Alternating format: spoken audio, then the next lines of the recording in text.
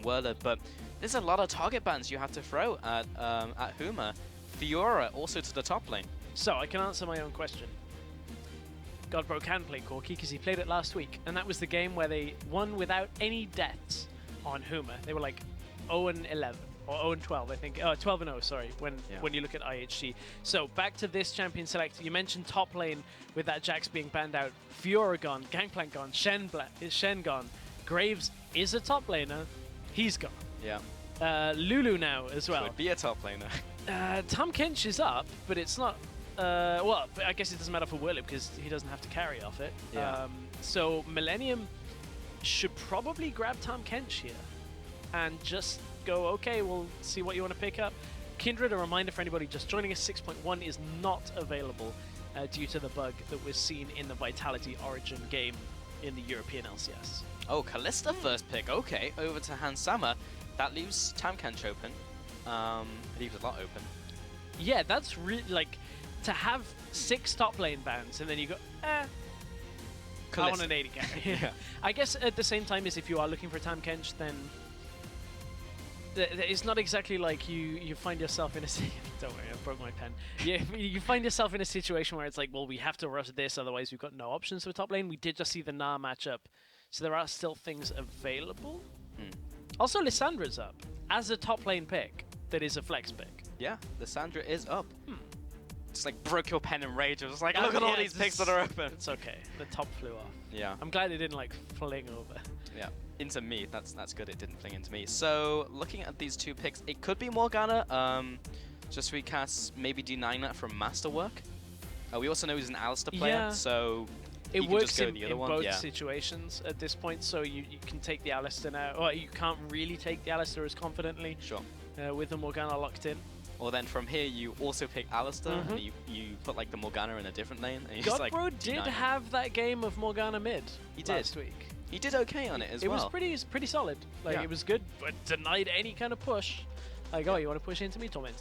Yeah, I was a little bit skeptical because Godbro's always on those high mechanical champions who makes the big plays, and then did Morgana and then just jumped in. And actually, in that game, he did a lot of defensive plays. He didn't build Zhonya's because he just went for pure damage and waited for the enemy to come to him. Yeah. So we could see the same type of thing here. Either way, has been picked up. Could be in support, could be in mid lane. With Elise, that's a lot of catch potential. Dark Binding Cocoon. Again, we saw this in our first series of the day. One of them lands, somebody is dying. Yeah. Like, there is going to be a lot of follow-up regardless of what Huma pick for the rest of their composition. So what goes alongside the Kalista at this point? Do they opt for into Morgana? What do we see? Tam Kench. Okay. So Tam Kench is up. So that is probably likely to be top lane, looking at it. For Kaze to just hold just a fairly even top lane. Not much that is remaining is going to do too well against the Tam Kench here. Yeah, interesting it made it through to the 3rd rotation. With no Graves up, you can't just shove him to tower. You could maybe just like pick a Gnar into him like we saw last game with Wicked. Perhaps. I'm assuming that's what we'll see. I mean, unless you're going on to... Willib's not really a Malphite Maokai kind of player. He does play them. And then I don't really feel like... Hecarim you probably wouldn't want to pick because he's bugged. With the the charge and the ult thing. So you probably won't want to opt for the Hecarim. Trying to think of what else you've seen Willib on. I think it's going to be the Gnar, right? At this point? Not yet. Gonna look in the bottom lane. Although that now gives away that it's Morg mid. Yes. I think... I feel... It's Alistar top. I'm just going to take my headset off and walk out of the door. But, I mean, you're right. It technically could be. Yes. Unlikely. Very unlikely on 6-1.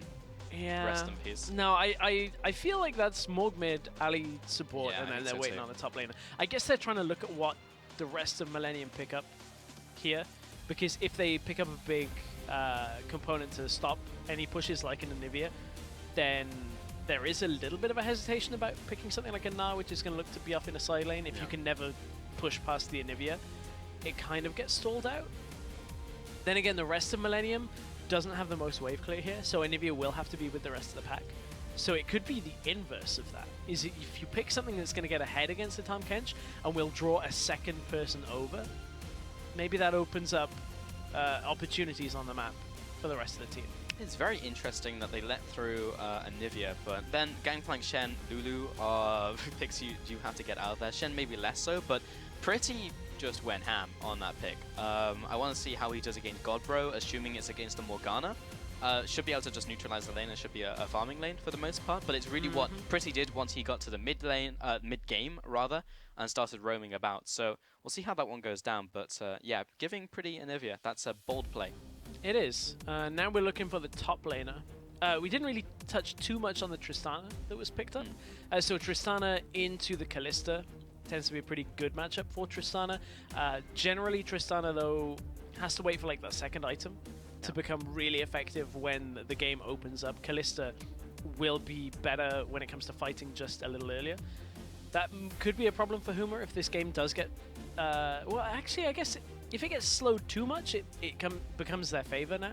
Because I feel like Anivia Tahm Kench isn't the fastest pushing team either at the same time. It's not like they're going to siege turrets and just push as fast as possible like we've seen. So that may actually play out in Huma's favor, opting for this later game AD carry. Huma also opt towards late game AD carry versus versus Misfortune, which was open. However, this is 6-1 with the nerfs to the E. A lot of changes, so not seeing a whole lot of that pick anymore. But Holy Phoenix is like the quintessential carry marksman. Yeah. So staying on something like a Tristana, who has a potential to just run over an entire team, get the recess, and just kill everybody, I like to see him on. I feel like this is a Holy Phoenix pick. Huma have some pretty strong team fighting as well, when you look at it. Gnar ult, Morg ult, Ali ult. For engage like as well. A lot of engage, a lot of lockdown. When it's Millenium that we've heard so much about with their coordination. However, they've got a comp that you have to coordinate a little bit better with the Tahm Kench, with the teleports coming in. We'll see how that plays out. I'm looking forward to it. They have the potential to hold 3 lanes at one time. Not exactly the best push off 3 lanes, though. Also a nice answer with Tahm Kench to answer the potential pick from Morgana Elise. Otherwise, that is 4.6 seconds of being CC'd. Yeah, that is true. So, yeah, Tahm Kench will just be able to eat an ally and run away. Anyway, jump on Twitter, join the discussion. Hashtag MIL win for Millenium and hashtag HMA win for Huma. And get your votes in for who you think will take this game. It should be an interesting one. Both these teams qualifying through the Challenger Series qualifiers and both looking extremely good in their respective games in the 2 brackets. So heading on to the Rift, this could also be a more explosive game. A lot of these players like to make plays. Mid lane, however, is Godbro on Morgana versus Anivia. So don't expect too much for basically the whole laning phase in mid lane. Yeah, this one could be a slow game of nothing happening mid. Could be.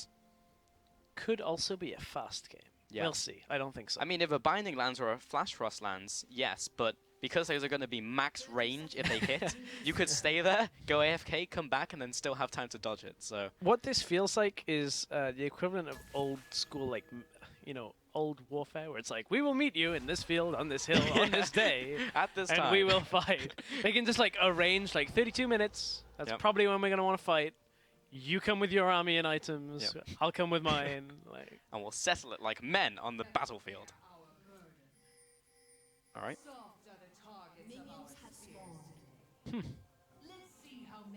Very confident at the beginning of the game. There is nothing happening at the beginning of a game, so why not? So we're just going to listen to But it is standard lanes. And by nothing happening, I mean we are seeing 4 camps being taken. Gromp is being started by EuCS. Something does not agree with Kaze. Something he ate, I guess. Ate the Gromp. Spat it back out. What's it taste like? Could taste purple. EuCS is going to take this Gromp. And that's really all that's happening right now. Well, at least Cass has made it pretty easy for us to know what Kaze is going to taste if he devours him. Because EuCS is I am cheese. Yeah. So he will be eating cheese and beef. That's probably a pretty good combination, right? Which actually, of course, steak and cheese, man, you know. Yeah, it's pretty good. I guess the other weird thing is like, and this is a very weird thing. Kaze, I kept wanting to say Käse, which is cheese in German. So we've got like cheese in German almost, and then like EuCS as well. But there is no cheese in this game. There's no cheese here. There's a hook though that has landed onto EuCS. So we have the duo lane setups down in the bottom lane. It used to be that Kalista would do very well against Tristana. Sorry, Tristana would do very well against Kalista once the bomb had stacked up, but until you get like 7 or 8 Ren stacks, Kalista couldn't really do too well. So I am looking forward to seeing this matchup play out once again. Top lane looks to be the gank though. Santorin is heading up here, looking to snowball Whirlib. Kaze just has to get out of the cocoon, but Santorin holds on for it for a very long time. Really There's nice. The flash.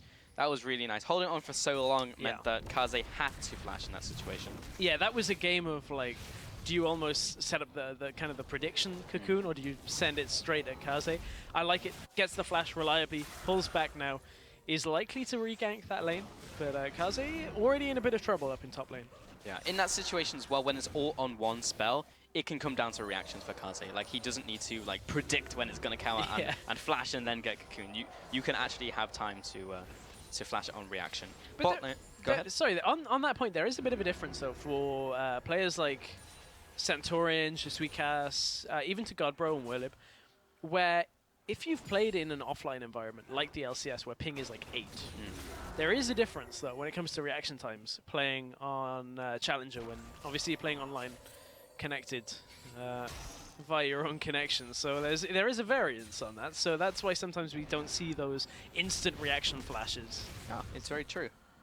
Also, slight variance on like when you try to do flashy things like a kick flash or like a a pulverized flash, that type of thing, and instant punishes. But it's still very, very small. Like we're talking milliseconds right here. Alistair players will tell you that it screws them up. The difference between offline and online for that combo. Santorin, surprise, surprise, is back up top lane. We'll see whether Kaze pushes forward, but this is the sign of a man that knows he's getting ganked. But he's also Tam Kench into a Gnar lane who doesn't have any CC by himself. Also, the lane is pushing towards Kaze. So Santorin is going to invest so much time in staying top lane. And is more than anything just leeching experience from Whirlib. Started recalling and stopped his recall. Bot lane though, saw an early punish from Masterwork after getting level 2, but just EUCS going with the Triumphant Roar max, actually maxing E, gives him more sustain. Oh, hooked him out of the air! Fantastic by Masterwork. He'll have to flash away, holding things underneath the tower, drags him in, first blood with the Rend, and Hansour comes up big in the bottom lane with Masterwork. That play was a Masterwork. Big play in that bottom lane, making sure he could pull him back. And man, that was such an important first blood here set up for Millenium. That's exactly what they need from this Kalista, is they need to get ahead of the Tristana and then stay ahead and keep things rolling. So this is a good start for Millenium. They can neutralize everything else. Looks like we do have a bit of a spectator issue on a couple of minions here. You saw them in the middle lane. There is also one in the top lane, but don't worry, it wasn't giving away vision on Santorin. It just seems to be a bug for now. Just spectator. Yeah, just spectator. That is not bugged minions in the game. But I would like to see that one again, because that was so good by Masterwork, pulling Tristana out of her jump. Because there's very specific timing on that, because Tristana jump is really funky, and sometimes you would just jump out of CC and it's just like, see ya. But this time, pulled in by Masterwork and connected the hook. But, good start. Yeah. So you don't have to just take our word for it that Masterwork's good. He just showed you at 6 minutes. And this is another champion that we're seeing out of him. We saw the Morgana, we saw the Alistair. Now we're seeing the Thresh as well. So I'm really intrigued to kind of watch Masterwork as a player, because he's not a player we've seen too much of. Never really been on a team before. I think you're going to get your wish here, Pulse. I think we're going to see the hook again. And here we go. Masterwork steps up.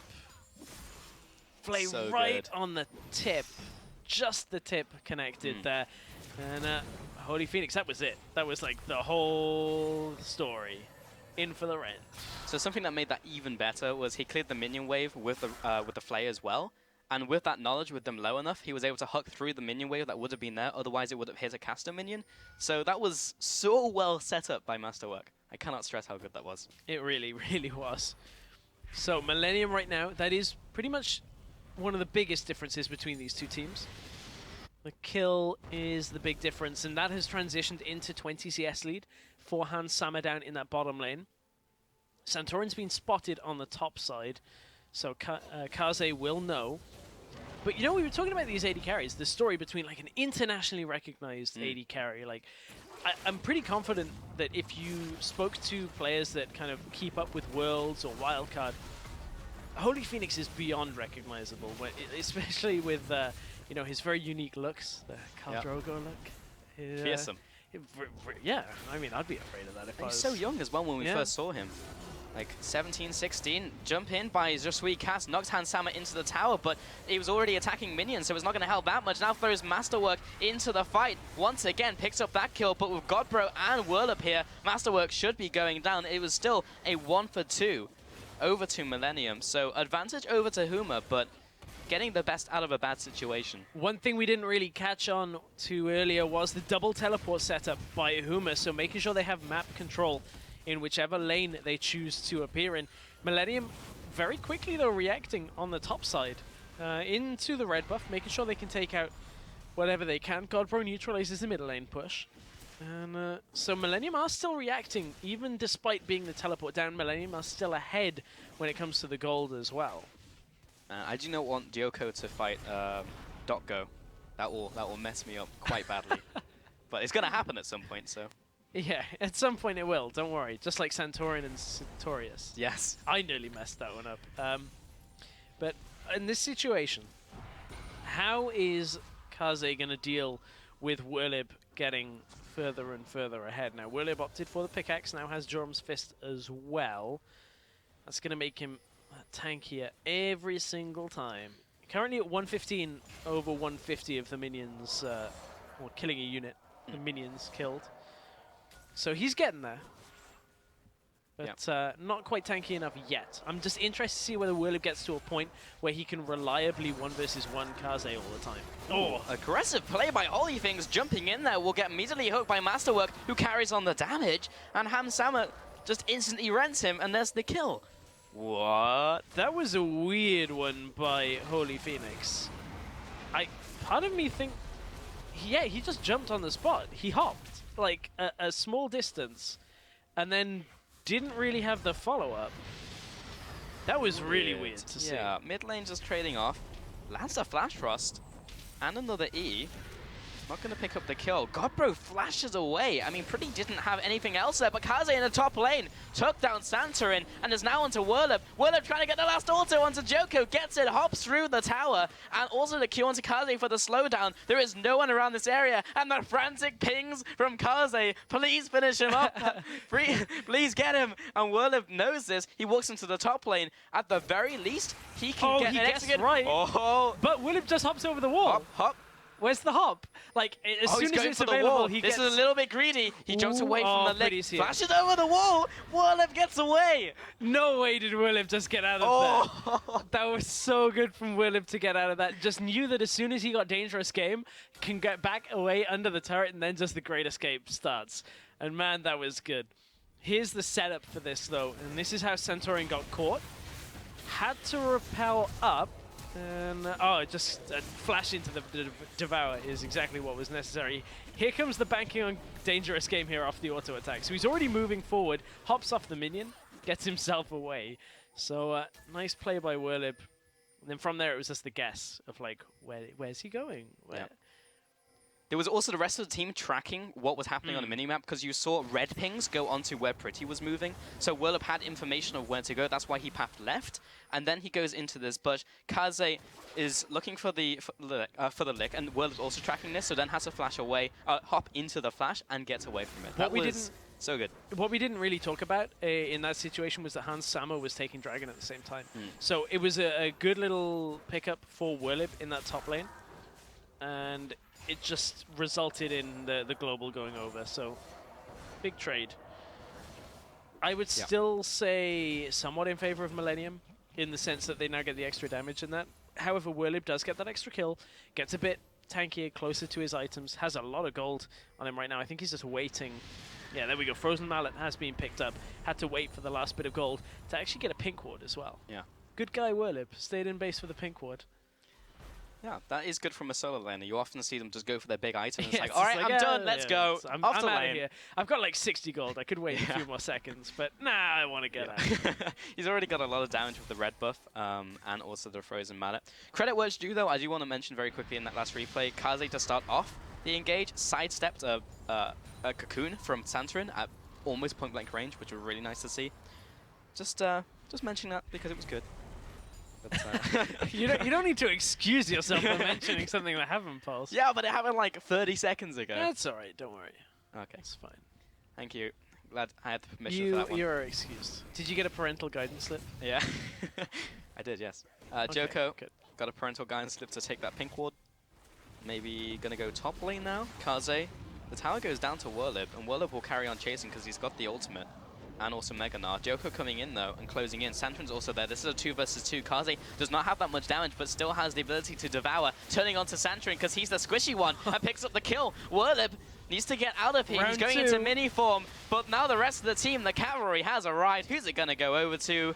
Pretty in the mid lane. Even the observers thought that one was done earlier. It's like, peace. Little bit extra from Whirlib just to stay alive, but that was round 2 and Whirlib was not getting away from that one. Nice Black Shield. He's followed it all the way! And because the Black Shield was down, he gets the flay and the box. Pretty comes in, finishes them off. What was that? Survived? What even was that? That was insane! Lands the hook. Right and the last second. Oh my, that lantern range as well? Are you kidding me? This is, because of the changes to Thresh, you can do that now. This was many, many patches ago, but before, it used to just go to his original position. Now it will follow up, kind of like the Azir changes, will always go to the final destination. So to explain it, as long as the lantern is clicked before it disappears, even if Thresh is in motion, it will continue to go all the way. Yeah. So that's the difference, is the lantern was clicked while Thresh was just before the radius that it would disappear. So imagine Thresh is a Sand Soldier and you are Azir as you click the lantern. Yeah, somehow. I'm trying to think of that. It works. My brain's not in my brain. It's fine. But I don't want to know what's in your brain, to be honest. That's a dangerous place. But in this game, Masterwork, 2 incredible plays. And we talked about making like highlight plays from like Godbro, Holy Phoenix, Pretty as well. We didn't necessarily sell Masterwork as well as we did. I thought we were seeing it again. Yeah. I was like, I would have watched it. Yeah, I'll watch it a third time. So this was a bottom lane engage that I guess we just didn't see. Holy Phoenix this time actually getting a pickup on that one. Yep, that's what happened. Nice. He died. Yeah, that's. It wasn't flashy like Masterwork. I mean, the bar has been set now. Holy Phoenix. Yes, it really has. Holy Phoenix has had some really weird plays in this game. The first one was Masterwork just getting a fantastic play on him. But then the second one where he just kind of hopped and pretended he was Gnar. I rewatched that on my own screen as well, and I'm like, so he hops, then he puts the bomb on somebody half the way away. Abyssal Voyage is coming through here. Nope. Was coming through. Is not anymore. I think he was just trying to zone away and come in just in case the Santorin... zoning ult. I like it. But Santorin was around the area and bot lane could have come up, so he didn't want to lose his positioning on the map. Now he goes into the bottom lane, lands the lick onto Holy Phoenix, jumps in, buster shot away. Joko also headbutted away by EUCS. This game has been so good. There's been so many mechanical plays that you can like break down in an intricate way. This is what I wanted to see. This is a lot more action-packed than our last series, that is for certain. Even with Morgana and Anivia in the middle lane. I know, I was thought like, nothing was going to happen. This is going late. This game was my jam. So late. So good. Bot lane, just going to kill these minions, or allow them to die to tower before picked up by Hansama. And Abyssal Voyage up to the top lane. This one not zoning, this is the farming Abyssal Voyage. This is the farming one. Joko. Oh, Void Rush going up to Pretty. That's over a ward though. So, Rift Herald has been started as well. So Huma taking the opportunity, even with the Rek'Sai being around, they know that they're able to take this. Willem may even choose to fight here if he gets his ultimate available. That's a lot of damage first though. Yeah. So, he chose to stay around for Eve's Doom because he wanted to make sure he got the buff. Now Joko's looking for the follow-up. Also, the fact is Santorin was like, I've been in this situation one too many times. I am not letting you all in me. Because that's what's happened with these fights that Whirlib has been involved in, is Whirlib has got kills because Santorin gave his life. Joko is caught out, but still was able to get himself away. Nice hook. Hook from the headbutt in from Masterwork. He gets bound up here and surely should go down. And will flash away. He's still living. And Whirlip blocked off by the wall from Pretty. And Masterwork survives again. What even is this? Like, that was a sick hook in the middle of the combo. However, it's not over yet. Kaze gets bound up. Black Shield. Okay, so they just trade the stuns for nothing, really, at that point. But Hans Sama has been pushing this entire time up in the top side. That should be the turret going down. Not even Holy Phoenix can get there in time. And look at the CS difference, just because of the extra farm that Hans Sama has been getting. This is a really good performance from Millenium against a team that has pretty much world-class names. I mean, this is... Huma's team has just, like, had multiple accomplishments on an international scale as well. Whirlip, who has pretty much like carried multiple games for Giants by himself. Santrin coming in from America, great plays from him. Holy Phoenix, as you mentioned, on an international level. Godbro played with legends such as Deficio. Like, you have this fantastic lineup against Millenium here. Oh, I'm sorry, Deficio. I love you, Deficio, but I was not expecting that. I was not expecting you. That tickled me, false. The old bait. I've got legends is true, I guess. Yeah. I mean, but, that killed me. Okay, so I was wondering where you were going with that. Pretty picks up the dragon there with his team. Joko also trying to get some aggressive vision down, and Millenium are pushing their advantage in the correct way. Masterwork, how many more plays can he make this game? That's my question, because he's up to 3. And so often we watch Threshers and it's just like, oh, that was a great hook. He's really, you know, helping his AD carry in this game. But Masterwork is literally like spoon-feeding kills to his team. It's like, we're going to win this game if you like it or not. It's like that guy in his final promo game to like, you know, to master. Come on, guys, I've got to get this game. I've got to make it happen. Oh, dear. At this point, he's just going to start taking Raptors as well. Just take everything. But, you know, he's in a good spot. Even opting for the mobility boots. This is not something we've seen all that much ever since the whole swiftness. I kind of want to call it a fad. Because it's just like, it's kinda. Well, swiftness boots are really good right now. But just wanting to make sure he can get between lanes, get to save people with the lantern, that kind of thing. Set up the hooks that little bit faster than swiftness boots would offer him. Obviously, it does drop while he's in combat. So that is the sacrifice you make, but Masterwork has been more than happy to be in the mix of things. Now the mid lane push coming in. 3 towers over to Millenium so far, 1 to Huma. A significant gold advantage around the 4.3k in this first game of this best of 2. The binding just goes wide of Pretty. And engagement on the back lines. Joko's there, but Kaz jumps in. The knock-up and the knock-back. Handsama will be surviving as Kaze eats him up. Masterwork on the front lines should finally be going down as he drags in Santrin.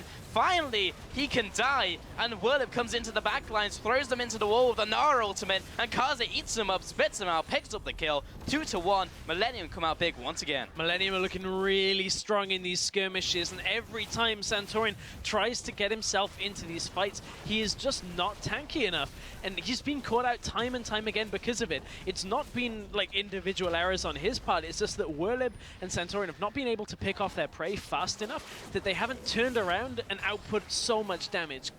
Kaze on this Tahm Kench has a really deceptive amount of damage every single time. He's the one that's like devour into a kill. Pretty much 3 times now on Santorin.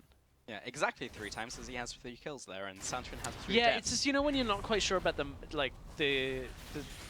correlation is there. Yeah.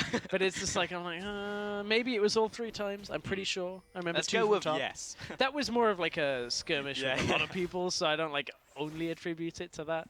That's fair, that's fair. Okay. Well, I guess we can see again. Yeah, we can. This is where it's like only Whirlip. Oh, 4-man knockup from Joko. But then the counter knockup from Cast is like godlike as well. It hits both carries and gets you know, the damage dealers. Masterwork even survives longer than he should have in this situation.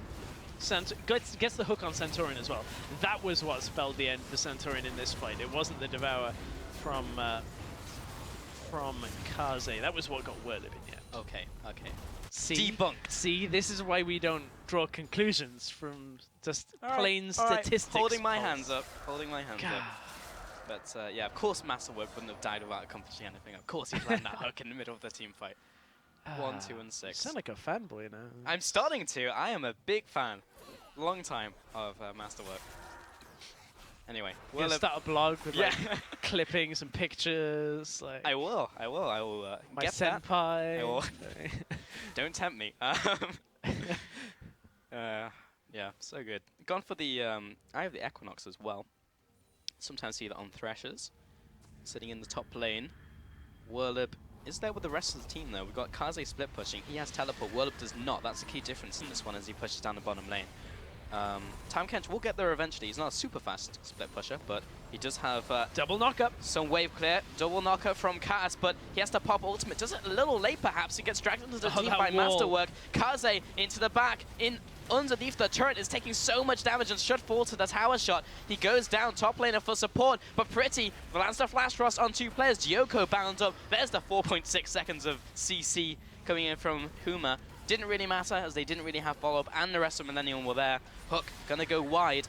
Gyoko looking for an engage to happen, will jump away with the tunnel, and this tower is slowly going down. Great wall will split up the team. Man, the creeping zone control from the ult from Anivia here just pushed Huma back time and time again. And man, that, again, even with these skirmishes going kind of 50-50, Millenium are taking more from them because their setup around these turrets is very difficult to deal with. From Pretty just having that creeping damage, the creeping zone control, very impressive. Yeah, really, really cool to see. And Pretty, well, they gave him his signature champion, so 2-0-3. I picked up the Abyssal Scepter as well. I guess he's going to be pretty close to his enemies in these fights. Yeah, these fights have been all on top of each other, so you get a lot more value out of it than we've seen other champions that have picked it up. One thing I want to kind of look at is all the way back in picks and bans, there were 6 top lane bans, and Kalista was the first pick. I'm like, this has got to be a real good pick for you guys, Millenium, if you don't opt for your top lane. They pick the Kalista and still get the Tahm Kench later, and it has worked so well for them. Like, setting up the laning phase in the beginning, Hans Sama and Masterwork together have worked very, very well. Surprisingly well, but Gyoko has been caught out here. Abyssal Voyage is coming in as well. Probably want to cancel that. Didn't cancel it. And he's got in. Well, I guess if you start, you have to finish at He's that got point. flash. Whoa! The BM! What? Oh, Kaze. What? Oh my god, did I just see that? 10 out of 10 BM. Would watch again. Wow. I mean, we're also in Tournament Realms, so they don't have Champion Mastery points, but that absolutely would have been like spamming Control 6. I have that bound to my mouse, it's important. Whirlib has been caught out with this wall though, and now Joker's going to make the same type of play, but he's tanky and into the back. He's just circling around looking for a pick. Whirlib does manage to escape briefly, but Masterwork's there, gets him with the flay. Flash Frost doesn't quite land. Is he going in again? He is! He is! He's going in! There's the box, lands onto Godbro on the way out. Whirlib will land a good ultimate, but just throws Gyoko into the team, and they don't want any of that. Holy Phoenix dropping low, there's the Rend. Doesn't quite get the follow-up to finalize that kill, but Gyoko wants him, doesn't land the Prey Seek. Concentrin, the Cocoon doesn't land, and I'm not entirely sure he can win that trade, and indeed he doesn't think so either. He'll back away. The rest of the team is setting up the mid push here though, and gone is the engage potential from Whirlib. They do have wave clear from Morgana, but she's not in position yet, so this turret is going down. Cass is taking a lot of damage as well. Yeah, he has to pop the ultimate before the Ren comes out, and Kaze, there's the binding onto him, but he managed to eat Hansama, and Kaze is tanking up all this damage, but he went into the thick skin. They may have to back away. I'm not sure they can entirely take this inhibitor right here, but they're actually going to jump back onto it. It's just sweet Cass. Hansama goes forward. In. He goes in, he gets the Rens, and jumps back out, and gets back to Masterwork with the Dog Passage. Whirlib comes in from the side. Maybe this flank is what they need. Santrin will jump in, and he'll be just going down. This is 5 members on top of him, and he'll be falling. Hans Sama just wants to kill. There it is. And Millenium may carry on the assault. This is probably it for now. Next minion wave may be the end of the game. If Kaze can get onto Whirlib... I mean, they're pretty low. Yeah, they are. Okay, they do back away. I was like looking at it. If Godbro died there, that could have been the end. But man, this is an incredibly confident performance from Millenium. This is like, a ridiculous showing. This is 26 minutes into the game, and they're in the point where they're like, okay, well, we've won this game. Let's just close it out. Yeah. Like, they're in that situation. 6-2 and 4 Kalista, 4-0 for Anivia. So I haven't seen Pretty's passive get popped once this game. No. Like, at least not unless it was in a team fight, and I'm struggling to remember it. But never in any situation has Pretty been caught out and been in a situation where it's like, I'm about to die right now. Yeah. He hasn't even gotten to that point. And even if you pop that, that's still not a kill. As Faker failed to realize in the 1-on-1 against Froggen, and he popped the passive like 3 times, was like, I got him! That's not how 1v1s work, mate. That is not how 1v1s work. But this game hasn't had a whole lot of 1v1s. This has been a lot of skirmishing and fighting from Millenium that has been very well balanced. Like, their actual their team play has been really good. And this is what we praised them for coming out of the qualifiers. Sidestepped by Even Master sidestepped it. Yeah. That came out of a blind bush, right? I believe so. Did he have the lantern in? The lantern was traveling. Okay. So it was like, I guess it's far enough away from the skill shot, but still to preemptive. I guess he's coming towards the bush and knows that the possibility is there that a binding can come out, so it's not overly impressive. I'm just like, oh. I like how we have to be picky with our praise now. It's like, oh, well, that didn't really live up to your past plays, so. I'm like, well, you were kind of expecting it, but Joko got stunned. Oh, teleporting from the back line. Kaze, he's looking for someone. 2 stacks onto Whirlib, looking for the third. Preemptively uses flay. the black shield. Double flay onto the front line. And Sweet Cat is just trying to path away around this wall. Gobbles up his first victim, will be Kaze, and picks up the kill into Holy Phoenix. Sweet Cat goes down. Whirlib has to just jump back in. Santron and Godbro are just trying to run for their lives. And Joker's just happy in the base. They're going to close him for this win. You say frontline, it looked like it should have been because that's where Godbro and Holy Phoenix were standing. For some reason, double flay onto the damage dealers means Millenium are going to close out game 1 of this series. What a dominating win, picking up this Nexus here, 17-6, and Millenium take the first win in this best of 2. Unbelievable. That was a really solid performance. Really good by Millenium. Like, we talked about it coming into this. There's a lot of expectation on Millenium and how good they are, but then you go against the likes of like Santorin, formerly on TSM, Whirlib, former LCS player, Godbro's been in the LCS before. Who am I missing? Holy Phoenix like has been at Worlds before and has done fairly well when you look at international wildcard tournaments. Nobody on Millenium's been in any of those. Yeah. And they're like, well, you got all your accomplishments. We're going to come in as a good team and then take it to you.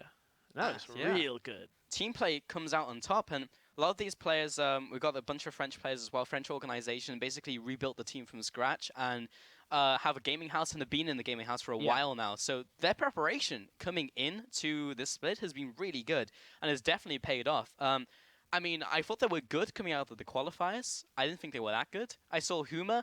Okay, the series was very one-sided, and I thought, wow, they're doing really well. Holy Phoenix went huge. Godbro did very well in his own right. They just looked calculated when they were ahead. But coming into this game, I was just surprised at Millenium handing it to Huma. Yeah, well, what we saw in the qualifiers was Renegades Banditos able to put Millenium on the back foot, and then Millenium play from behind. This time, we saw Millenium pretty much playing from ahead almost the entire game. There were plays from Whirlib in that top lane. But you could see how much the top lane focus bans affected Huma. It's like you get the Narm matchup, but if you can't snowball that hard enough, which they couldn't against the Tahm Kench setup that Millenium had, then it's very tough for Whirlib to actually carry that game. We mentioned it in-game as well, but want to mention it again before we head into the next game. The first pick on the Kalista, I wasn't sure what to make of it. Actually, worked out very well in the bot lane. Yeah, and it's interesting because Kalista has had a lot of first pick priority over in LCK in Korea as well. So it's something we do see, just not normally with 6 top lane bans. Yes. Normally it's like, oh, well, we got some jungle, some top lane. Especially with like Tahm Kench still available as like a priority, and they still got it on 3rd rotation. So yeah, good draft, good game. Very impressive by a lot of players from Millenium. Anyway, the team needs a couple minutes to set up for the next game, so stick around. We will be back right after this break.